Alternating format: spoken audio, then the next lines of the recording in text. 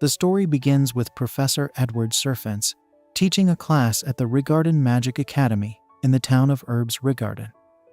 He explains to his students that by pouring small amounts of magic into a special ore, they can produce sulfur, which serves as an excellent catalyst for fire. Curious to see this in action, Professor Serfens asks if anyone can demonstrate the process. He specifically calls on Will Serfort to perform the task. However, Will appears to be lost in a daydream and doesn't respond. The professor has to call his name several times to get his attention. Once Will finally snaps out of his reverie, the professor reiterates the instructions and invites him to come to the front of the class to demonstrate. Will reluctantly approaches the front and stares blankly at the materials laid out for the experiment. Professor Serfens, noticing his hesitation, asks why he isn't doing anything, reminding him that he simply needs to use the catalyst to manipulate the flame. The professor remarks that this should be a straightforward task. Will attempts to summon the fourth flame using his wand, but he fails, eliciting laughter from the entire class. Annoyed, Edward instructs the class to quiet down. He expresses his disbelief that a student from their prestigious academy is unable to perform such a basic spell. He criticizes Will, suggesting that he is merely a learner who excels in theory but lacks practical abilities. At this moment, a cheeky student named Kshin Ulster uses his fire magic from his desk to complete the experiment effortlessly. Edward reprimands Kshin for acting on his own and tells him to refrain from doing so. Kshin apologizes to the professor, though with a smirk on his face, claiming that he only wanted to help Will since he appeared to be struggling. The professor extinguishes the fire created by Kshin and addresses the class. He emphasizes that in their world, magic is paramount, and mages are considered heroes. At this academy, magical talent is the most valued attribute, and those unable to use magic have no place there, regardless of their theoretical knowledge. He concludes by stating that those who cling to unattainable dreams should leave the academy at once. After the class ends, we see Will standing outside the classroom. Kshin, accompanied by two of his cronies, approaches Will and taunts him, mentioning that he heard Will had gone to the dungeon again and questioning if he isn't embarrassed to gain credits by defeating weak monsters. Before Kshin can continue, a girl named Colette intervenes and tells Kshin to stop bothering Will. Xian wonders why an honor student like Colette is standing up for someone like Will. Colette responds that Will is kinder than Xian and works harder than anyone else. She implores Xian to stop humiliating Will, but Xian dismisses her, stating that kindness and hard work alone won't make anyone a great mage or help achieve an impossible dream like becoming a Maja Vander. Xian then leaves, saying he doesn't want to waste more time on a talentless individual like Will, echoing Professor Edward's suggestion that Will should leave the academy. Afterward, Colette walks with Will and tells him not to let those idiots get to him. She also criticizes Professor Edward, but Will insists they aren't wrong since he can't use magic. He remarks that he's lucky to have a cute girl like her worrying about him, which embarrasses Colette.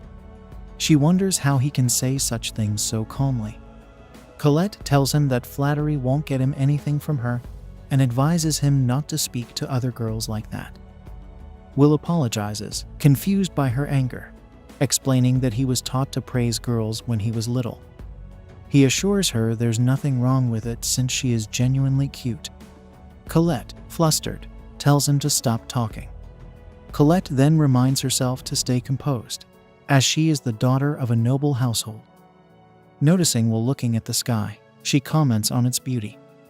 They observe a giant tower in front of them, where the world's 5 greatest wizards, the Maja Vanders, reside.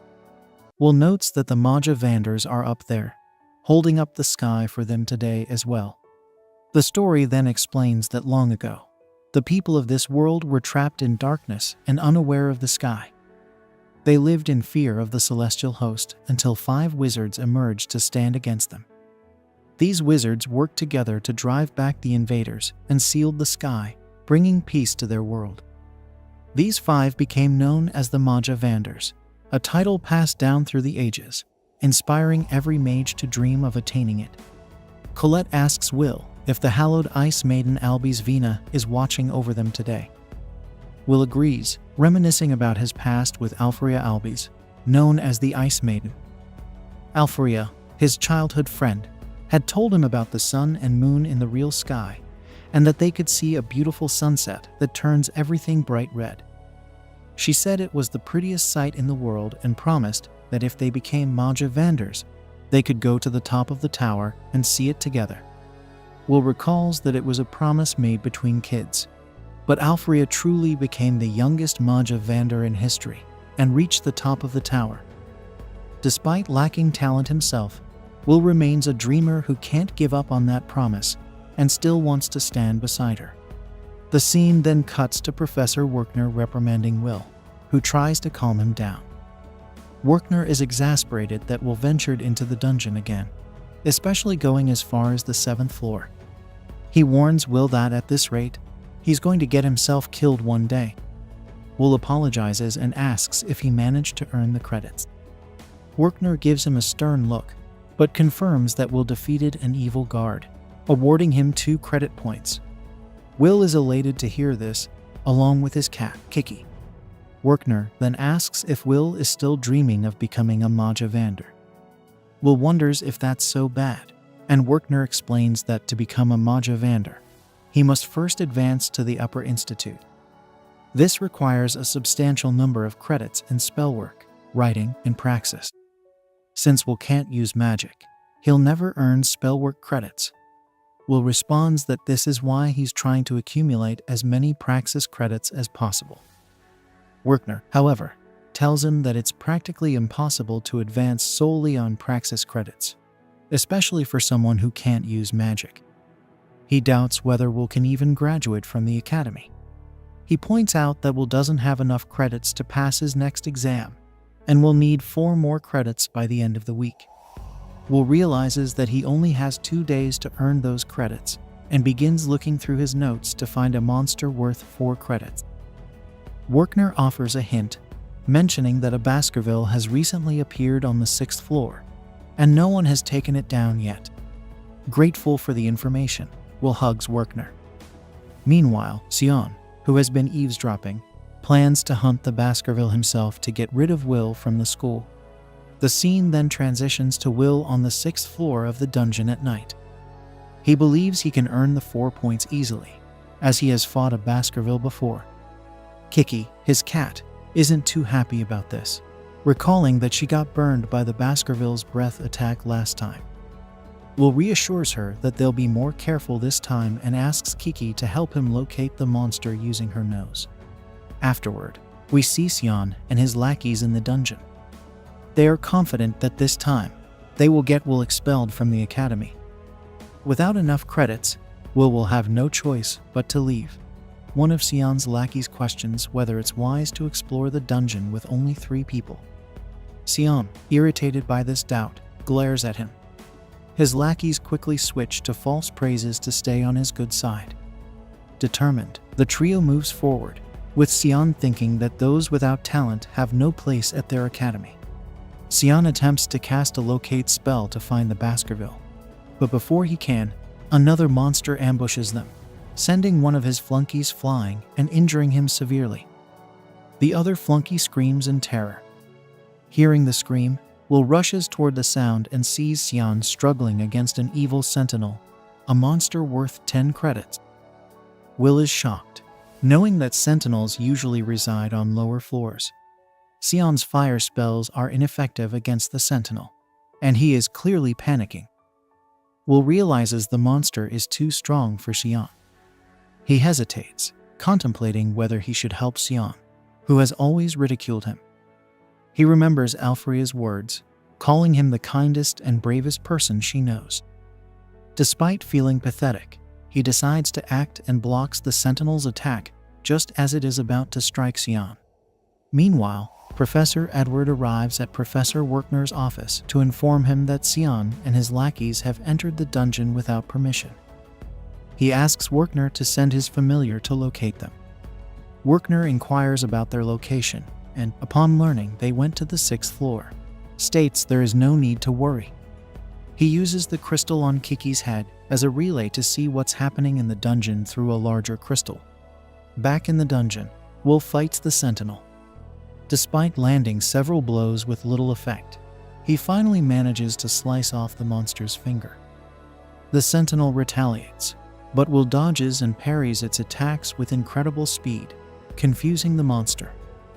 He stabs the Sentinel, making Xian question if this is really the Will he knows. Edward is also surprised, and Werkner explains that Will is an outlier. He possesses superhuman strength, greater than that of a mage, and the resilience of a dwarf. His observational skills allow him to memorize attack patterns after seeing them just once.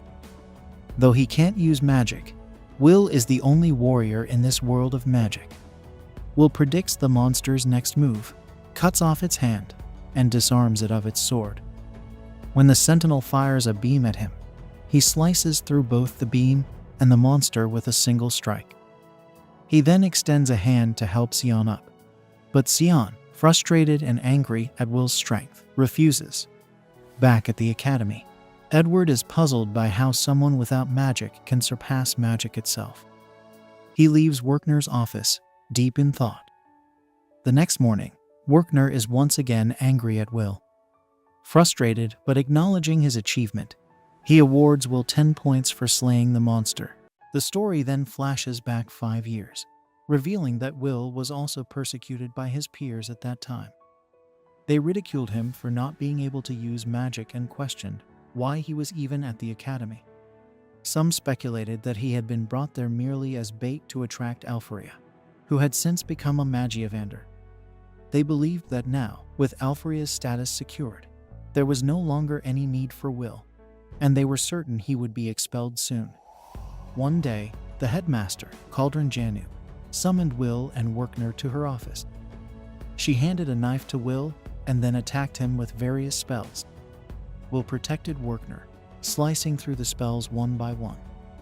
Werkner was awestruck by Will's skill, and the headmaster laughed. She approved Will's enrollment into the academy. Werkner questioned this decision, pointing out that Will couldn't use magic. Cauldron responded that it was intriguing to see someone with a talent for the sword yearn for the wand. With teary eyes, Will asked if he could climb the tower by studying magic at the academy and catch up to Alpharia. The headmaster told him that he would need to work hard and have an undaunted will to achieve this. After leaving the office, the headmaster apologized to someone, mentioning that it was their fault for not looking after Will, and she wondered what would happen next. The scene then shifts to Professor Werkner explaining to the class that climbing the tower means reaching the Upper Institute, which is the first step to becoming a Magiavander. He explained that there are 2 ways to advance: inventing a new type of magic or earning 1,700 or more credits at the academy. He noted that only a few students manage the former, so most focus on the latter. He informed them that they were not yet at that level and would receive remedial lessons to improve. After the lesson, Will met Colette outside. She wondered if the class was intense again, and Will confirmed that it was filled with continuous practice tests and magic drills. Colette realized that Professor Werkner was strict, but Will pointed out that the professor was kind to offer remedial lessons, something most professors wouldn't do. Colette agreed, especially noting that Professor Edward would never give remedial lessons. Later, they saw Xian and his group. One of Xian's lackeys was boasting to a group of students that Xian had defeated an evil sentinel. The students were surprised, and the lackey explained that he had been knocked out by the monster, and when he came to, Xian had already defeated it. The students realized this would improve Xian's evaluation. However, Xian knew it wasn't him who defeated the monster, but kept silent. Xian then noticed Will passing by and was angered. He grabbed Will by the collar and asked if he was messing with him. Will remained silent, and Colette intervened, asking Xian what he was trying to do. Xian released Will and left in anger. Colette then asked Will if something had happened between them, but Will assured her it was nothing major. The scene then cuts to Professor Edward asking the headmaster to expel Will from the academy. The headmaster wonders why he is suggesting this so suddenly, explaining that she can't expel him as this is his 6th and final year. Edward insists that there is no place for Will here, as he is a warrior, not a mage. He criticizes Will's desire to surpass mages by relying on his sword. The headmaster then reviews Will's report, noting that he consistently earns good scores in writing and offers fascinating insights in his reports. She acknowledges that if they omit the fact that he can't use magic, he is almost too good to be true.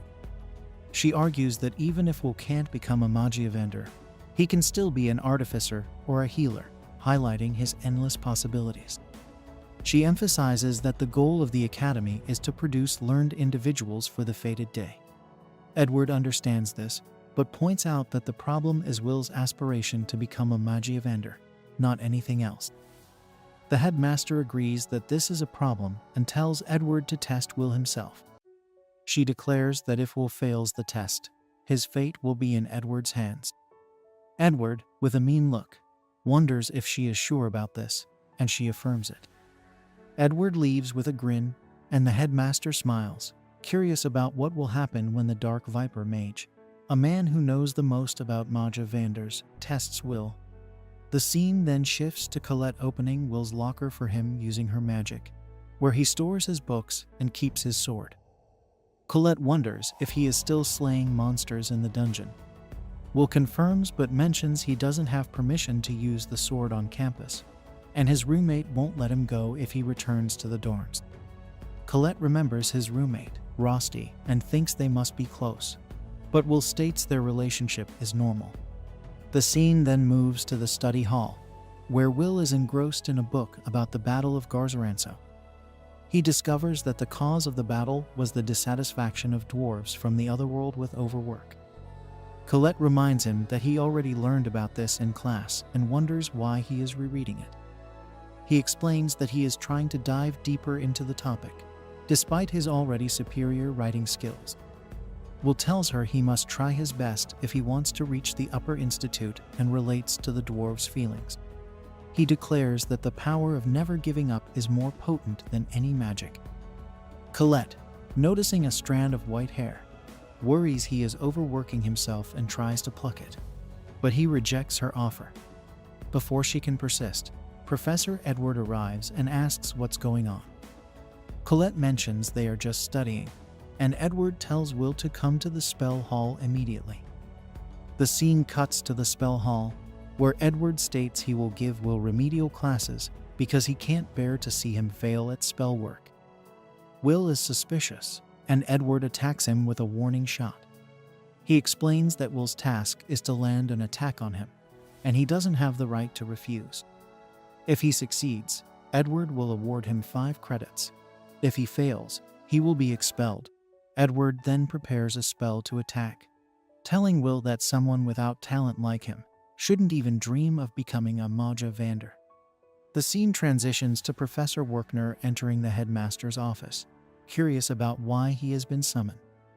The headmaster informs him that she wants him to be aware of what's happening to Will and shows him Will fighting Edward. Alarmed, Werkner asks what's going on, and the headmaster explains that Edward is testing Will, and Werkner is forbidden to intervene. She clarifies that she granted Edward's request, just as she granted Werkner's request to look after Will, stating that Edward wants to see if Will truly has the potential to be a magia vendor. Werkner thinks it's too cruel to let Edward test Will, noting that Edward is the man who almost became a magia vendor.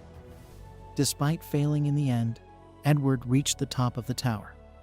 Meanwhile, Edward attacks Will, who manages to dodge, but struggles against the powerful low-level spells Edward uses. Will attempts to kick Edward, but can't penetrate his barrier, and Edward lands a hit on him. Will remains conscious and realizes Edward's casting is too fast, and without incantation, leaving no openings in his defense. Edward then tells Will that he has only been using 2 spells, one for attacking and one for his shield. He explains that mastering one spell to perfection can be more effective than knowing 1,000 spells. Edward multicasts his single attack spell, bombarding Will with a barrage of spells. Will is hit but survives, understanding the prowess of a first-class mage. He wishes he had his sword, and, meanwhile, Colette in the locker room hopes Will is alright with Professor Edward. She gets embarrassed thinking about how Will might be suffering, and finds an injured Kiki, Will's familiar. Concerned, Colette retrieves Will's sword from his locker. Back at the spell hall, Edward tells Will that Maja Vanders are the pinnacle of magic, and if Will can't surpass him, he has no hope of becoming one. He recounts how a single mage stopped 10,000 revolting dwarves in the Battle of Garzranso. Edward steps on Will's head, telling him to abandon his ambitions, but Will refuses to give up. He states that he still wants to become a Magiavander, removes Edward's foot from his head, and stands up. Edward, surprised, asks what drives Will to become a Magiavander. Will, with determination, explains that he wants to be with the girl he loves and keep his promise to Elfaria. Edward is incredulous that Will strives to reach the pinnacle of magic for such a reason, but Will declares that this reason is enough for him. Will states that he will see the sunset with Elfaria from the top of the tower one day. Colette hands him his sword, and he prepares to show Edward his true potential. Edward attacks, but Will slices through the spell, surprising Edward. Edward realizes Will is wielding a Moria sword and launches a barrage of attacks. Will, despite his fear, understands that this is the wall he must cross to become a Magiavander. He dodges Edward's attacks while closing the distance between them, recalling that in the Battle of Garzranso, despite the mage's victory, the dwarven General Gareth's single blow made the mage acknowledge his courage. In that moment, the sword was equal to the wand. Will breaks Edward's barrier with a single strike and prepares to attack as Edward launches a spell. After their confrontation, Will manages to scratch Edward, who, though displeased, awards Will 5 credits and leaves. Colette checks on Will and realizes he is not fine, while the headmaster ends the broadcast of their fight. Both she and Werkner are surprised that Will manage to land a blow powerful enough to break Edward's barrier, and the headmaster acknowledges that Will indeed has an undaunted will. On the outskirts of the Magical Academy dorms, Rosti is making food for Will, hoping he returns soon. Will reminisces about the time when Elfaria left for the tower. Before she departed, he promised her that one day he would climb the tower, even if he couldn't use magic. He assured her that he would find a way to reach her, and together they would watch the sunset. Elfaria, with teary eyes and a smile, told him she would always wait for him. As she left, Will cried and told Professor Werkner, who stood behind him, that this would be the last time he cried out loud. The scene shifts to Will distributing newspapers in the city to support himself. He meets someone named Donan, who encourages him to keep working hard, and tells him he will see Will at Gina's place tomorrow. As Will continues his route, he stumbles on some stairs, but doesn't fall. He uses his extraordinary skills to prevent the newspapers from falling, except for one. Picking it up, he reads that Elfaria has developed 12 new kinds of magic spells. Inspired by her hard work, he feels motivated to do the same. He notices that Elfaria has placed an order with the academy, prompting him to return to his dorm room. There, he asks Rosti to prepare a magic item for him.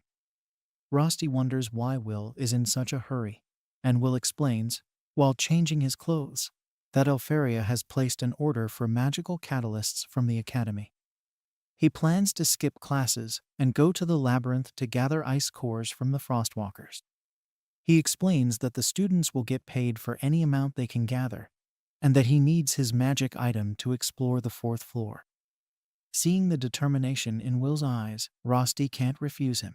He gives Will the magic item, mentioning that he has made some upgrades since the last time. Will thanks him and, before leaving, gives him some bread for breakfast.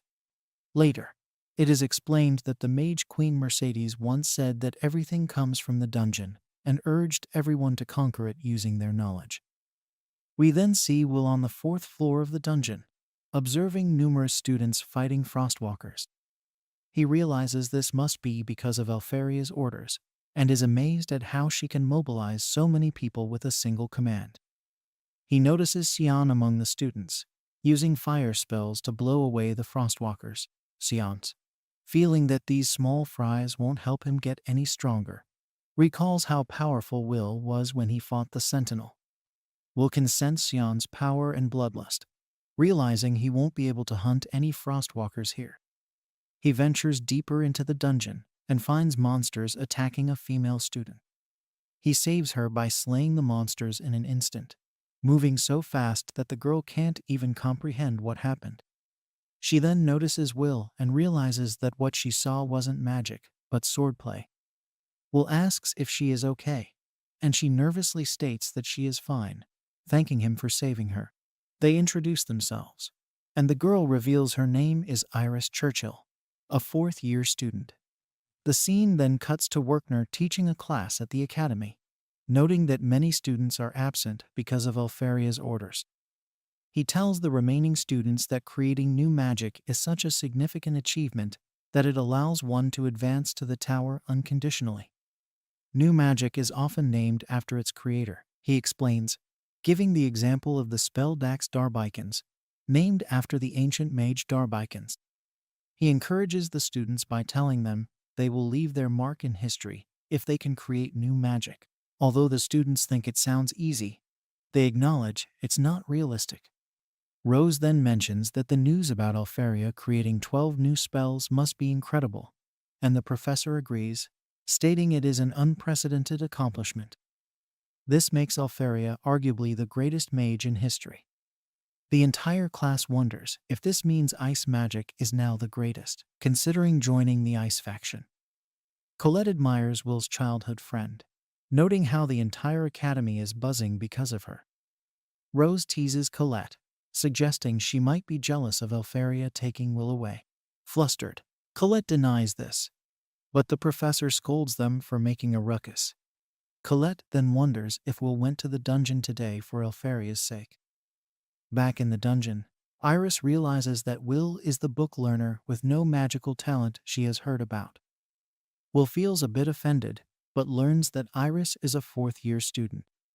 He wonders if his lack of magic talent bothers her, but she obliviously tells him she can't look down on her savior. She states that while he may not be able to use magic, he does have talent, and she respects that. Will is puzzled by her nonchalant attitude towards him and asks if she is there because of Alfaria's orders. She confirms this, explaining that she wishes to help the Maja Vanders and do her part in holding up the sky. Will elaborates that the residents of this world have never seen the real sky, as the sky they know is an enormous barrier the Maja Vanders put up with their powerful magic. According to lore, if the barrier falls, the world will be plunged into darkness, and calamity will ensue. The students strive to fulfill the tower's orders, not only because they admire the Maja Vanders, but also because they believe they are helping to uphold the sky. Iris then tells Will she has actually met Alfaria, recounting how she was alone in the dungeon, surrounded by monsters. Will wonders if Iris has a habit of being surrounded by monsters, and she admits that back then she was in a desperate situation. She had accepted her dire fate, but Alfaria froze all the monsters in an instant, saved her, and advised her to be more careful next time. Iris, eyes sparkling with excitement, recalls that they talked a lot afterward. Kiki notices something, and Will goes to investigate while Iris continues to ramble. She mentions her desire to help Alfaria, but laments that she hasn't found a single Frostwalker, suspecting that the other students may have defeated them all. Her search ability is also proving ineffective, and she asks Will what he's doing. He explains that Frostwalkers leave behind ice shards on their tracks, typically between 0.5 to 1 millimeter in size. However, he has noticed a shard double that size, indicating the presence of a colossal Frostwalker ahead, possibly in an area beyond her search ability's reach. Iris is puzzled by Will's knowledge, given his lack of magical ability. Will tells her that while magic is great, it's not everything, especially in a dungeon. He compensates for his lack of magic with experience and wisdom. He then prepares his magic item and notices the Frostwalker clinging to the ceiling. Just as it attacks, Will saves Iris. Iris identifies the creature as a Frost Rex, an advanced subspecies of Frostwalker. The monster roars and Iris reveals that it's worth 6 credits and is the floor's boss. It attacks with a beam, but Will dodges, puts Iris down, and moves to confront the Frost Rex. Iris warns him that physical attacks don't work on it, explaining that it's also known as a dwarf killer due to its ability to freeze with a single touch. Will confidently tells her not to worry, boasting that he has defeated such creatures many times. The Frost Rex attacks with another beam, but Will dodges and runs under it. The monster, unable to locate him, attacks indiscriminately, forcing Iris and Kiki to dodge its strikes. Will attaches his magic items to the monster and uses a wire to bind it. He explains that the Frost Rex is weak against fire and explosives. As the monster tries to freeze him, Will lights the wire on fire, detonating the bomb at the end and blowing the monster to bits. He praises Rosty's magic items for their effectiveness. Iris, now serious, realizes the stark difference between rumors and reality regarding this no-talent individual. She ponders how to report this, but Will suggests they head back since they've achieved their goal. Iris reverts to her cheerful self and agrees. The scene shifts to Iris walking into a room inside the tower, known as Mercedes Collie's, and changing her appearance as she walks. It turns out she was undercover at the academy to locate talented magicians. She enters a room where 4 of the 5 Maja Vanders have gathered.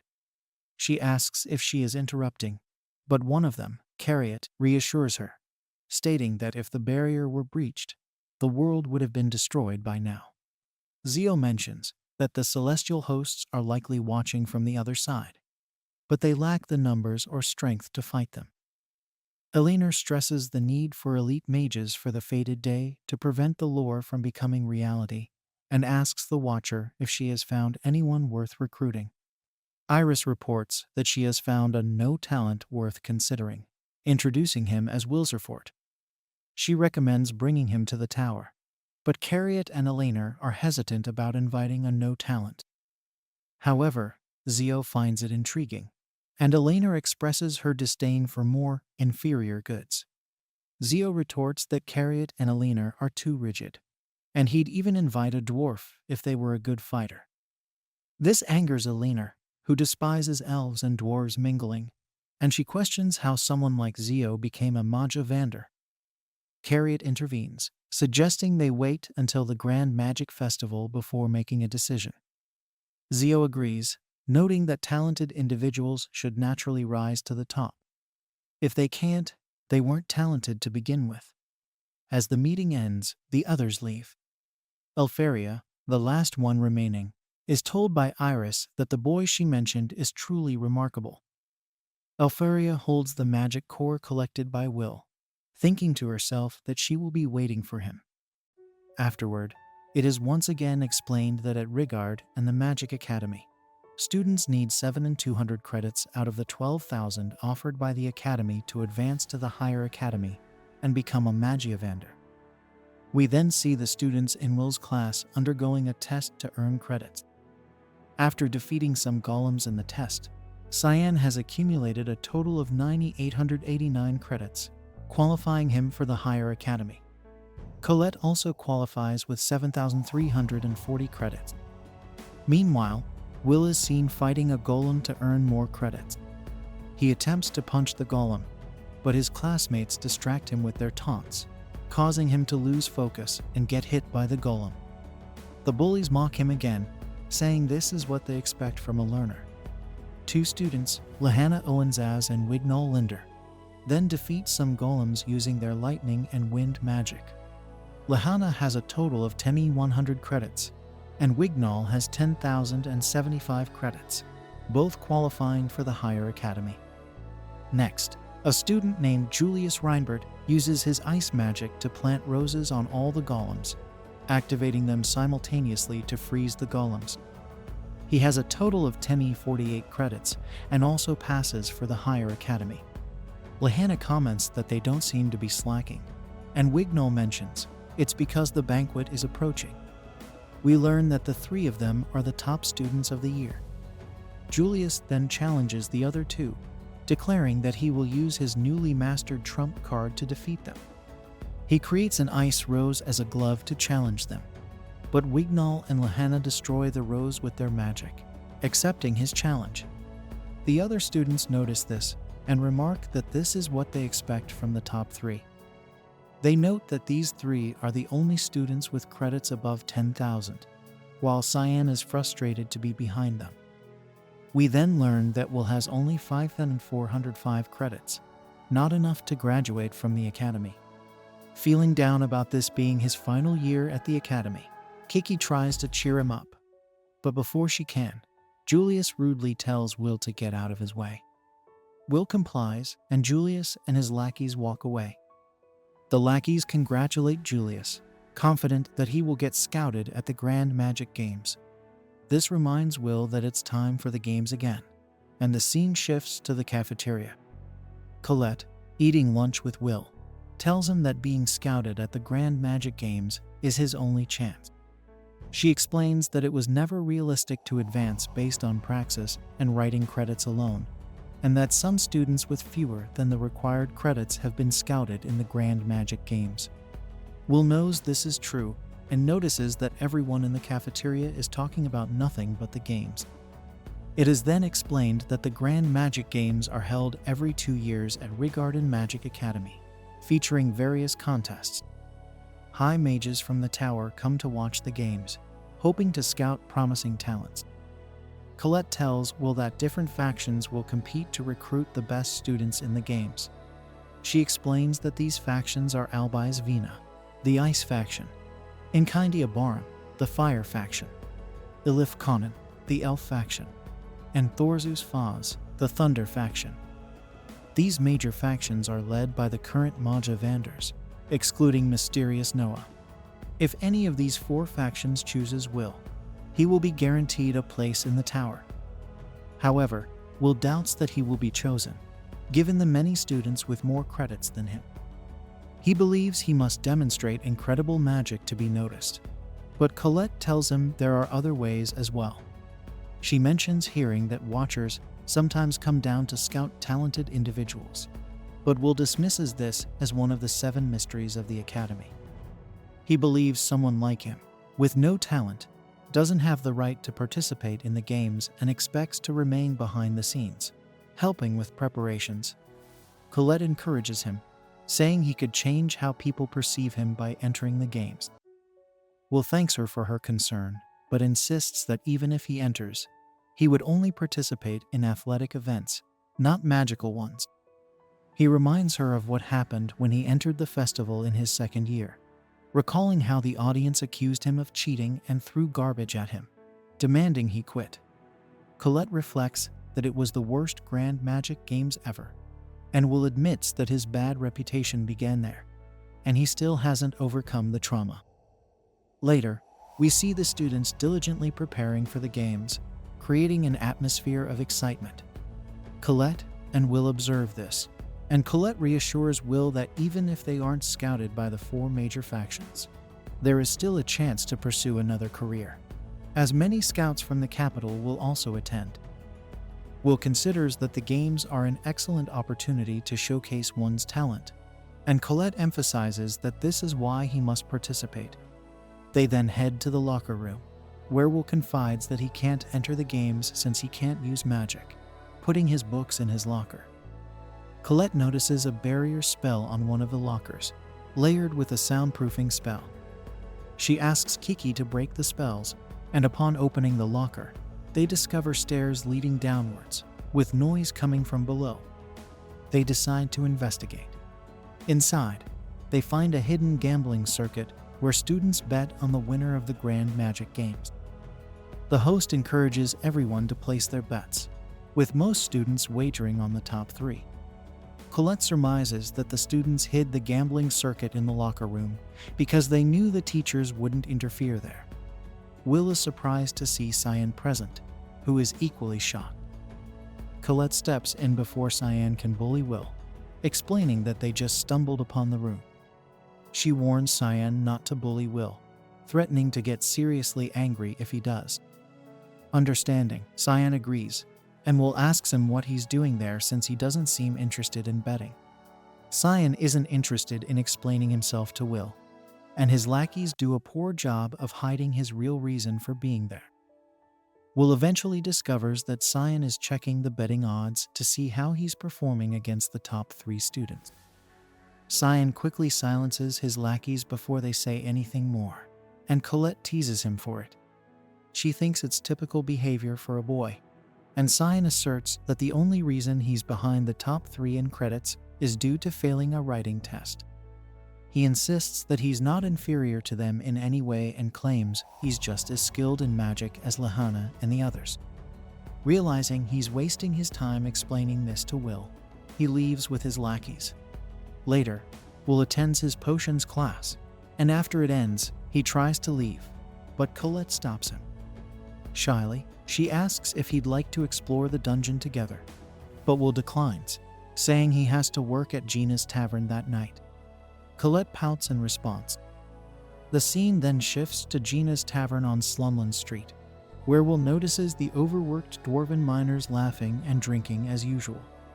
Will works as a waiter at the tavern and serves Donnan his order. Donnan thanks him, noting how tough it must be for Will to deliver newspapers in the morning, work at the tavern at night, and attend the academy. Will explains that since he didn't qualify for a scholarship, he has to work to pay his tuition.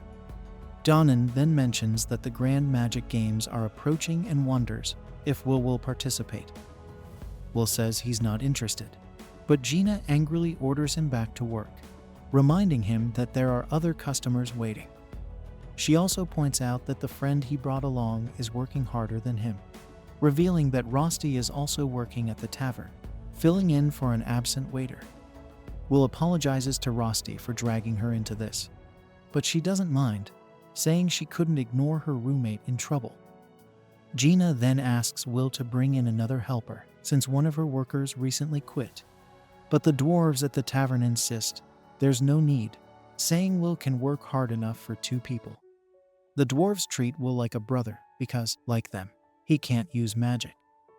The scene shifts to Will and Rosti cleaning dishes when the tavern is nearly empty. Rosti asks Will if he's sure about continuing to work there, noting that dwarven joints don't pay much.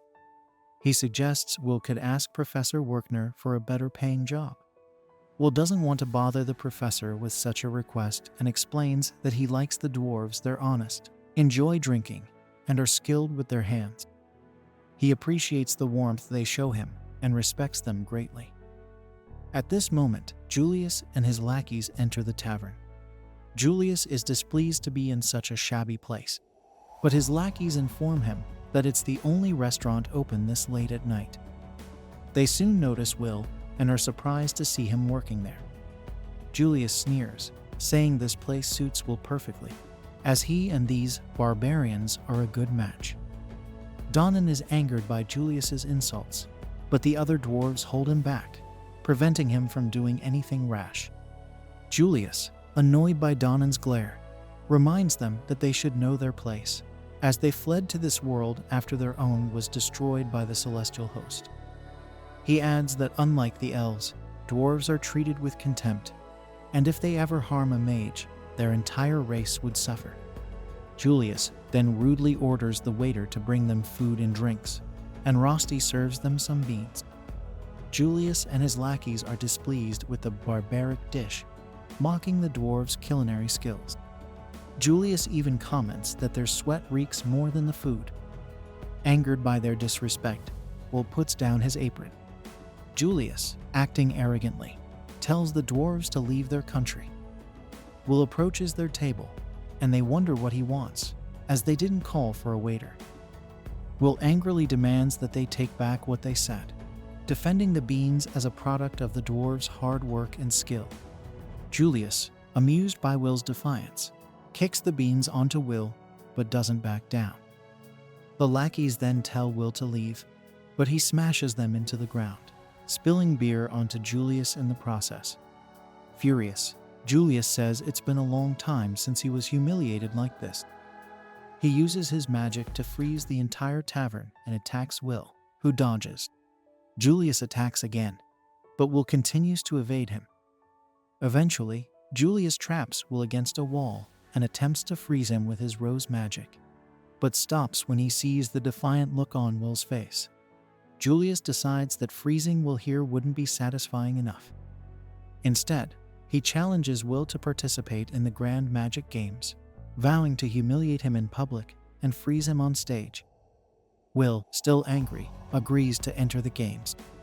Rosti notices how serious Will is, and Julius adds that if he wins, Will must quit the academy. Will counters, saying that if he wins, Julius will have to apologize to Donnan and the others. This brings an end to our episode.